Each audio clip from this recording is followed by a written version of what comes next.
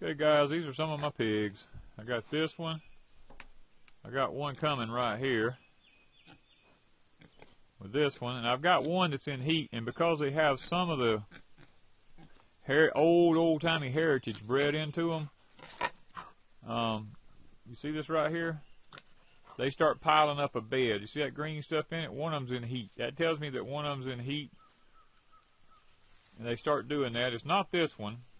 It's not that one, because those two just standing here, these two females. Now these are the old wild hogs with domesticated hogs bred into them. I got a registered spot bred with a wild hog to create this real durable, lean pig. You see how they're eating that grass right there? They're grass eaters. They don't, I mean, they root, but not that bad. Okay, here comes my one that's in heat right back here. Look in her mouth. See that right there? She's doing her mothering instinct stuff. Even though there's no male in here to breed her, she's going around gathering up stuff to create a bed because she's in heat. Look at her. She's wanting to be bred where she can create a bed for her some babies. And because we don't have a male in here with them, you know, it's not going to happen. But this is probably some of the most hardy hogs we have ever had. Now their mother I gave away to a black couple that needed a pig to butcher, and I just gave the mama to them out of the goodness of my heart to help them out, because I had these three females, and these are from her litter. These are very, very hardy animals. They need very little maintenance. You know, this pig's gonna go behind her and say, "I'm gonna eat what you just put in here." That's funny. This is part of the homesteading lifestyle that we talk about with people. The way these pigs just forage. You see them there? They're just constantly eating. They just eat green grass. They eat acorns and other stuff like that, roots and grubs and things. But look here in the background. See this in the background here? She's going along there. Look at her. This is what you call a mothering instinct in these animals. It's bred into them. They are superb raisers of young pigs. Look at her gathering stuff up in her mouth. And it's not because it's cold weather, because it ain't cold. I'll assure you that. Look at her.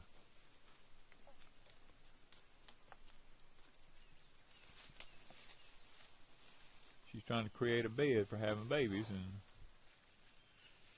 that's the kind of mothering instinct that you get when you get the heritage breeds in these animals. You watch her, she'll stand with her head straight out like that, and she'll get up close to those other pigs every now and then. Even though they're all females, it's something that's just bred into them. That's why we don't stick with just a purebred domesticated animal. We try to go back to the heritage breeds, because these heritage breeds give you what's been taken out with man's breeding. Now see, she's over there now again. She's gathering up stuff. Get out here, maybe. See how she's gathering up this stuff? Look at her. They'll do this until they get a huge pile of leaves and stuff built up here to have a litter in. And because she's in heat, she'll keep doing this until her heat cycle goes out in a day or so. You know, it'll be over with.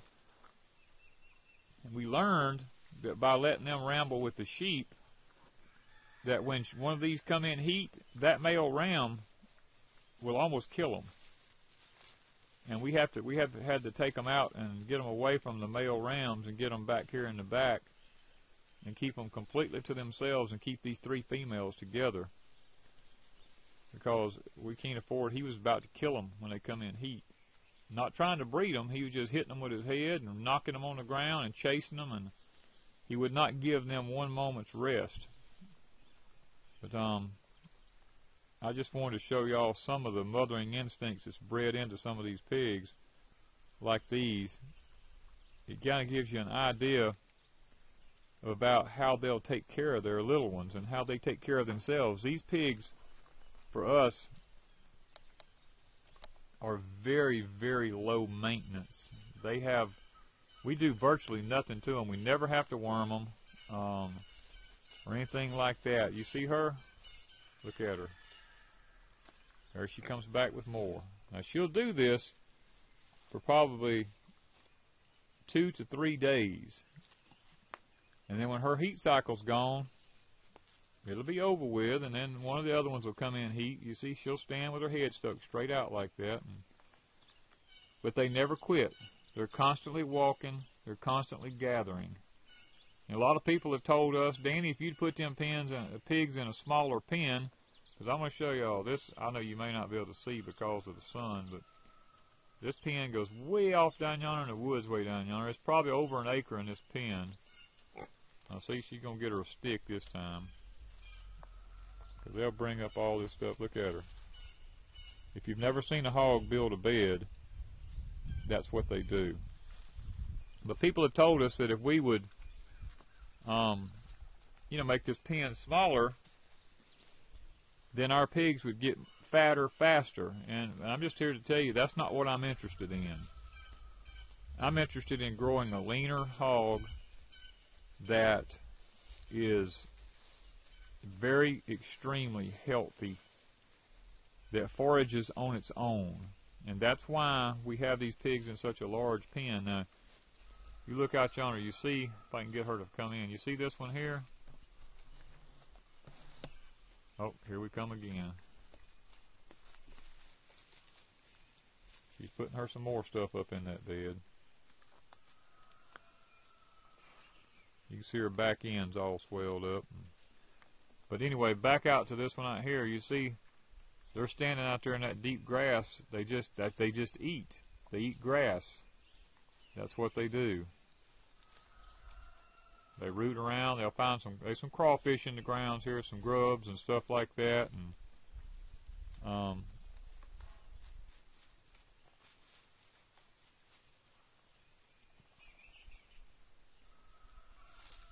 you would think they'd never get a bed built the way they do this, but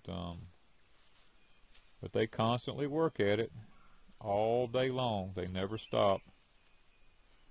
Even though they'll stop and eat a little bit every now and then, they're constantly preparing. I know I keep showing this, but it's because some people never get to see this side of an animal, of a heritage animal. They always hear about it. You always see, but you see her? Look at her. She's constantly putting stuff in that bed. And for those of you who don't know anything about raising hogs, this is something you want to look for in a pig. Now this one here, she comes along in here behind it. She's just smelling. She doesn't understand at the moment. But she tastes that green stuff in there. She'll go to eating the other one's green stuff. Look at her. As fast as one builds something, the other one comes and eats it up. That's funny. But if this one comes in heat next week, she'll be over here doing the same exact thing. She'll be adding to this bed, and then the other one will be off wandering around. But that one's still out there steady. Here she comes back. For y'all who've never seen this, that's why I'm doing this.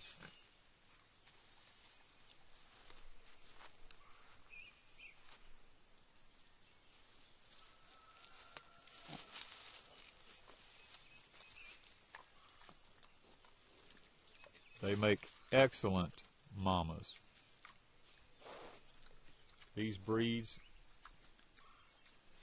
I took the wild, and I know a lot of people say, well, I don't want anything wild, but I'm going to tell you something. Those wild ones, even though they're hard to handle, and the mama would eat you up if you got in there. She would eat you alive if you got in there with her babies. But look at this one. Look at her. pulling them limbs off them trees. Coming here, putting it in that bed. Trying to build a bed up. But, getting back to the... Let me see if I can get down here. See, she knows that wire right above her head right there is hot. But you see her? Look at her. She's trying to reach over and get that grass right out from under that wire. And then you got, look at this in the background here. Got her some more limbs, got her some more sticks. Throwing it up in that bed.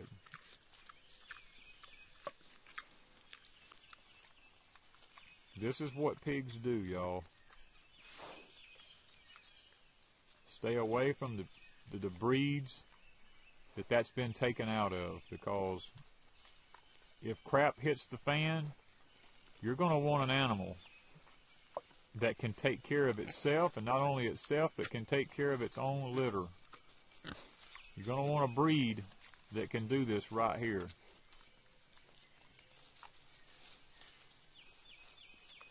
You're going to want a breed that this is bred into. It ain't all about fat and stuff like that. See this? It's all about an animal that has this characteristic bred into it. I'm trying not to disturb her. I'm trying to let her do her thing. And she's around there getting her a whole big mouthful.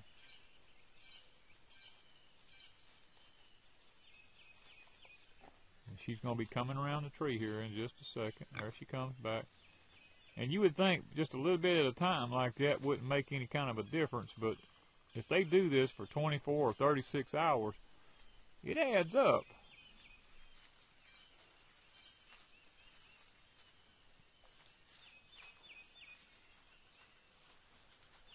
But this is just something most people never get to see in life. They never get to witness a hog that has this trait in them anymore.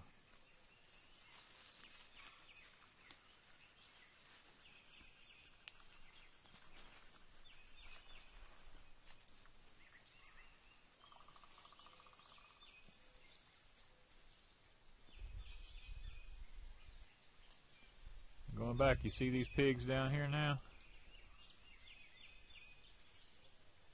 These hogs out here are eating. I know it's blurry on the back because this camera's focusing on the wire in front of it here. I'm going to back out a little bit. But they're out there eating grass. That's what they do. They're grazers. Now they, like I said, they will root. But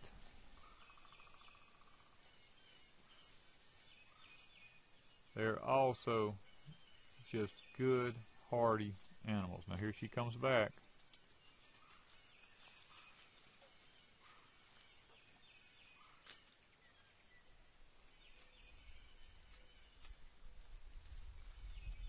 And see, the funny thing about this is she doesn't even know why she's doing it. She just does it because it's nature.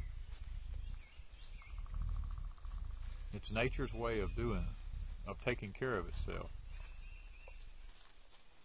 That's why we, here at Deep South Homestead, we keep these breeds of animals, because they not only clean your land up, most people don't understand they clean land up. They talk about how nasty they are, but you know, these pigs have no scent because they have that heritage bred into them. Yeah, girl, I know. Go ahead, build your bed. That's it. Throw it down.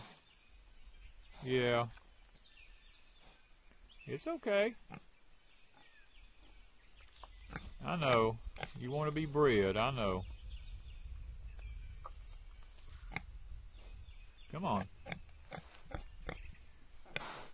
Come on. Come on. Come on here. Come on. Yeah, I know you want to be bred, but there is no boys. There's no boys, I know. Y'all both want to just be petted. Yeah, I know you just want to be petted. Yeah, come on. Come on.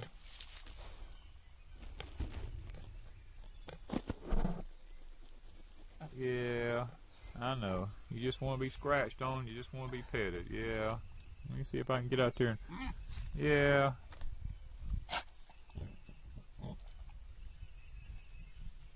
Yeah. I can barely reach them. They're so far out there. Oh.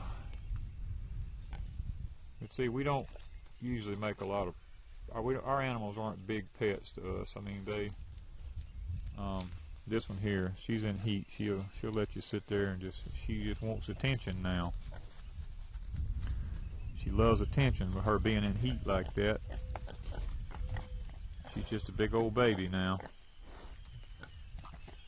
Now the other one's not in heat. You go to try to mess with one of them. See, they don't want you touching them.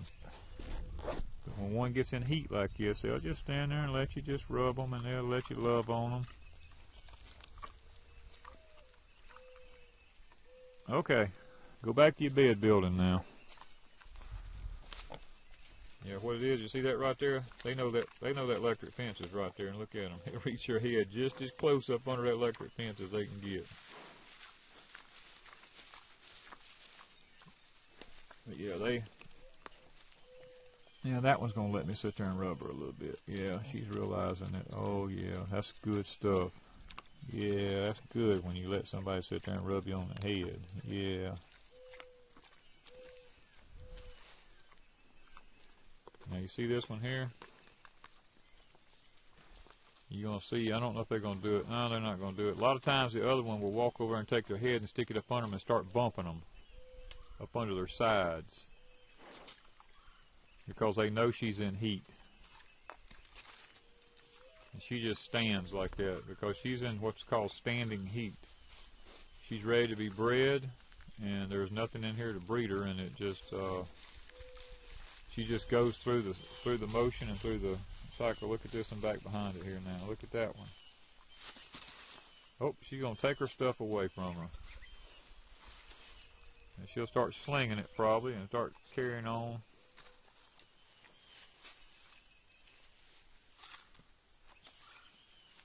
Alright, girl, you're going to get too close to that wire. You're going to get bit. Yeah, she's wanting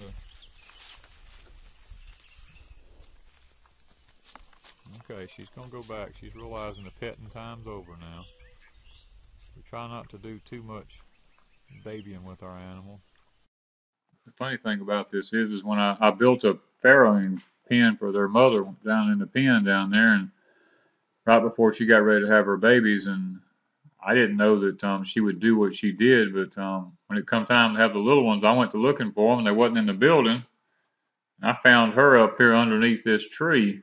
She had built a bed and was had all of her babies up here, and so me building the farrowing building was almost a waste, really, because she didn't use it.